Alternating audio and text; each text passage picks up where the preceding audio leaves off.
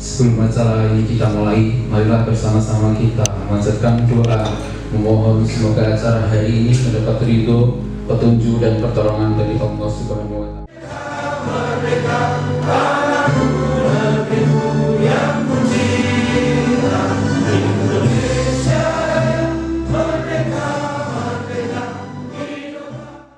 Kepala DPUPR mewakili, yang kami hormati Kepala DLH atau yang mewakili, yang kami hormati Kepala Kantor Pertanahan ATR BPN Kabupaten Boyolali. Assalamualaikum warahmatullahi wabarakatuh. Selamat pagi, salam sejahtera buat kita semua. Matur atas kehadirannya.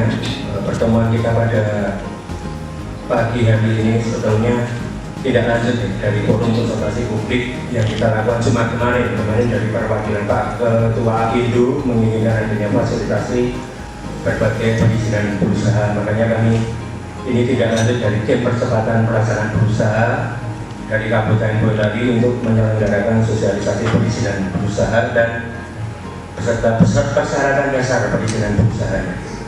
Yang mewakili, yang kami hormati para narasumber dari BPU, ada Pak Win, ada Pak Yogi, dan dari DLH ada Bu Enda. Yang kami hormati, kami banggakan Bapak Ibu peserta sosialisasi. Ini Bapak Kepala DPKP hadir secara pribadi, terima kasih Pak Cik. Saya Santi Mulia Dewi, saya sebagai penata perizinan ahli media di DPM PTSP Kabupaten Boyolali. Baik, kita akan membahas Peraturan Daerah Kabupaten Boyolali Nomor 2 Tahun 2022 tentang penyelenggaraan perizinan berusaha.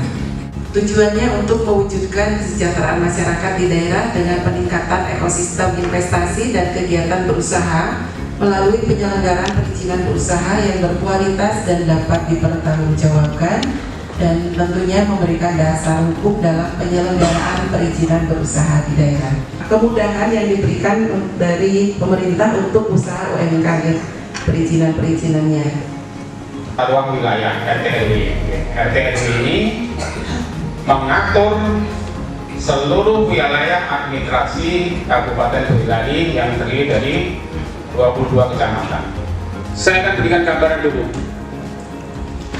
Untuk yang 4 RDTR, ya, amanah RT/RW kami mengatur berdasarkan wilayah administratif kecamatan. Jadi seluruh wilayah administratif kecamatan. Jadi untuk RD Banyutono berarti mengatur seluruh wilayah administratif kecamatan Banyutono. Begitu juga yang lain, misalkan Mojosongo berarti seluruh wilayah administratif kecamatan Mojosongo, yang Sawit, yang Cekobo, begitu juga. Usahanya menghasilkan emisi atau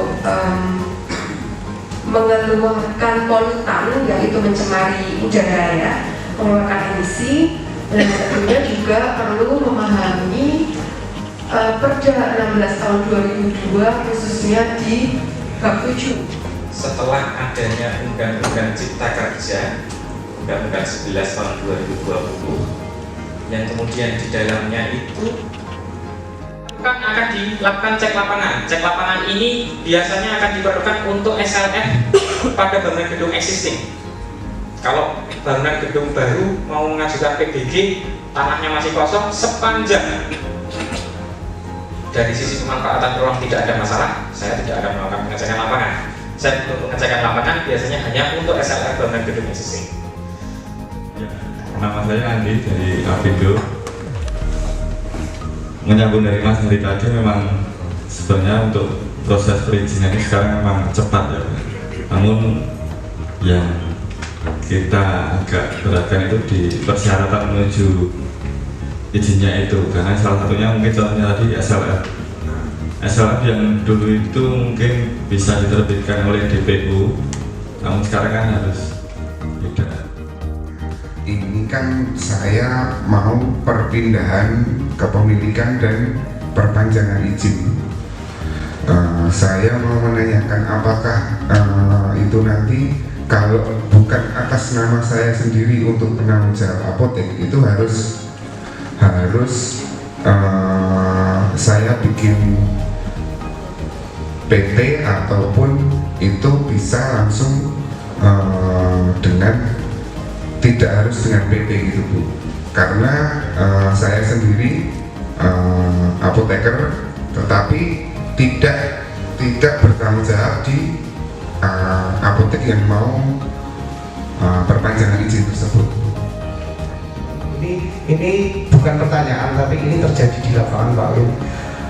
Semoga saja dengan kehadiran Bapak-Bapak di BPN ini juga akan semakin padu koordinasi. Yang sering terjadi itu lemahnya koordinasi Pak. Ketika teman-teman BPN sudah melakukan pengukuran di lapangan, kita ini bicara tentang proyek perumahan Pak ya, belum tentu teman-teman di DPKP, Dinas Perumahan dan Pemukiman itu saling koordinasi, akhirnya terjadi perbedaan ukur Pak.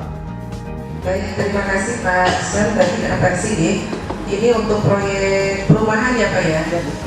Jadi sebetulnya kalau untuk proyek perumahan ada proses cek lokasi Pak.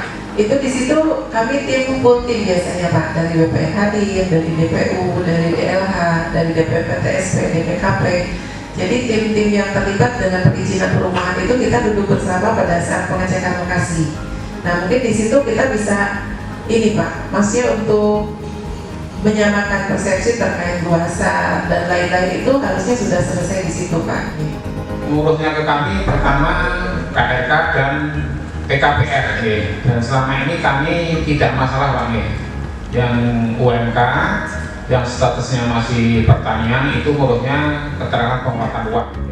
Pelaksanaan berusaha, terus tim percepatan pelaksanaan berusaha di Kabupaten Boyolali terdiri dari 12 sektor Bapak Ibu saya. Ini fokus kami sosialisasi masih di persyaratan dasar. Mungkin di waktu yang mendatang kami fokus untuk sosialisasi dari sektor-sektor yang lain ya, karena amanat FKP kemarin kita harus intensif melakukan sosialisasi, dan juga kemarin kementerian yang berkunjung ke sini juga merekomendasikan kami untuk tim percepatan pelaksanaan berusaha ini kok lebih banyak bersosialisasi. Maka dari terus mungkin jangan bosan-bosan bertemu dengan tim percepatan pelaksanaan berusaha Kabupaten Boyolali. Kami bergerak bersama mungkin memberikan sosialisasi di masa-masa yang akan datang. Kemudian acara sosialisasi persyaratan dasar perizinan berusaha pada siang hari ini kami tutup. Assalamualaikum warahmatullahi wabarakatuh.